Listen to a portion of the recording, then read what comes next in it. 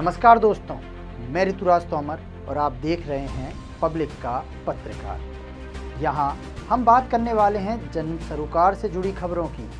आज का जो विषय है वो है मध्य प्रदेश की राजधानी भोपाल से।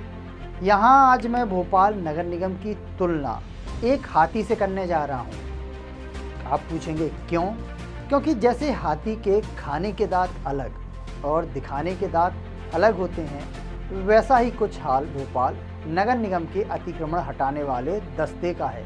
अब आप कहेंगे कि मैं ऐसा क्यों कह रहा हूँ, तो आपको याद होगा कि देश के प्रधानमंत्री आदरणीय नरेंद्र मोदी जी के द्वारा देश के जिस पहले प्राइवेट और वर्ल्ड क्लास स्टेशन का उद्घाटन किया गया था, यानी रानी कमलापति रेलवे स्टेशन का उद्घाटन किया गया था, उसके ठीक सामने सड़क पर आप जब भी गुजरेंगे आपको ठेले लगे नज़र आएंगे। मुझे यहाँ दिक्कत उन ठेले वालों से नहीं, क्योंकि वो तो 4 पैसे कमाने के लिए अपना काम कर रहे हैं, लेकिन यहाँ सवाल भोपाल नगर निगम के अतिक्रमण दस्ते की उस कार्रवाई और जिम्मेदारी का है। क्योंकि पिछले दिनों जब नगर निगम का अतिक्रमण दस्ता कार्रवाई के बहाने यहाँ आया था, तो मैंने कैमरामैन के साथ पहुंचकर जानना चाहा कि आखिर किस आदेश के तहत यह कार्रवाई हो रही है। क्या इस कार्रवाई का असर इन अतिक्रमणकारियों पर देखने को मिलेगा? भोपाल में जो ये रानी कमलापति स्टेशन के सामने ठेले लग रहे हैं, ये ठेले हटेंगे?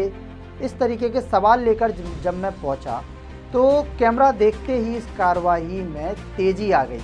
जहां पहले बातों से डराया जा रहा था, वहीं अब ठेले और सामान को नगर निगम अमले के द्वारा गाड़ियों में भरा जाने लगा। हर तरफ अफरा तफरी का माहौल था।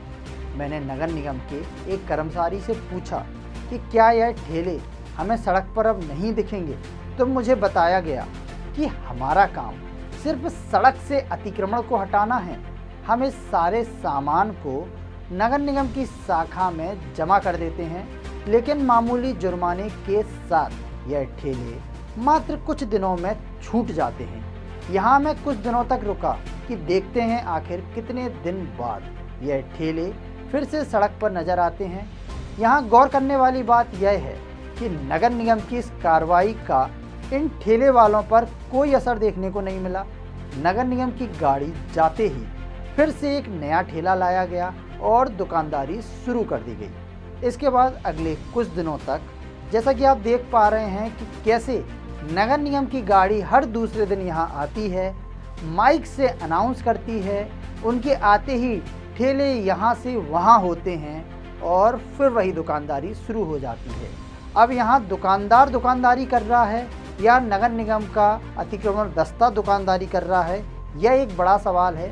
साथ ही साथ आपको बता दूं कि राजधानी भोपाल की नगर निगम, जिसको इस स्थान से मात्र 100 कदम की दूरी पर जो सड़कों पर गाड़ियाँ खड़ी रहती हैं, 20 सड़क पर गाड़ियां पार्क रहती हैं, वहां हर दिन जाम की स्थिति बनी रहती है, वो दिखाई नहीं देता।